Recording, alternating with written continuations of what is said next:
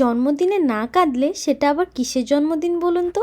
এমন কোনো জন্মদিন আমার যায়নি যেটাতে আমাকে কাঁদতে হয়নি। হাই, আমি আলো। আমার আরেকটি মিনি ব্লগে আপনাদের অনেক অনেক ওয়েলকাম। এইবার জন্মদিনের আগেই আমার তুমুল জ্বর। আমার নিজের তো ক্ষমতা নেই কিছু করার, আর কোথাও যাওয়ার তো কথা ছেড়েই দিলাম। আর সত্যি বলতে এখন বড় হয়ে গেছি, আর জন্মদিন এলে আমার অন্তত সেরকম ছোটবেলার মতো এক্সাইটমেন্ট আর থাকে না। আমার আইডিয়াই ছিল না আমার হাজবেন্ড আমার জন্মদিনের ঠিক আগের দিন অফিস থেকে এসে সব কাজ ম্যানেজ করে আমার পছন্দের সমস্ত ভাজা আর ইলিশ মাছ রান্না করেছে। সত্যি বলতে আমি যখনই নিজের লাইফে কিছু এক্সপেক্ট করেছি তখনই খুব নিরাশ হয়েছি। সেই জন্য আমি কিছু এক্সপেক্ট করাই ছেড়ে দিয়েছি। তো এটা একদম আমার এক্সপেকটেশনের বাইরে ছিল।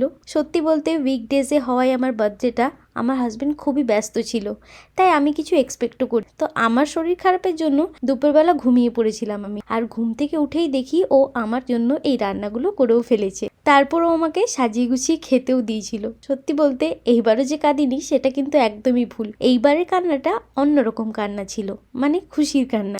আর শুধু এটাই না, রাতের বেলা কেকটাও সারপ্রাইজই ছিল আমার জন্য। রাত ঠিক যখন 12টা বাজে তখনও আমাকে তুলে আমাকে কেক কাটও করিয়েছিল।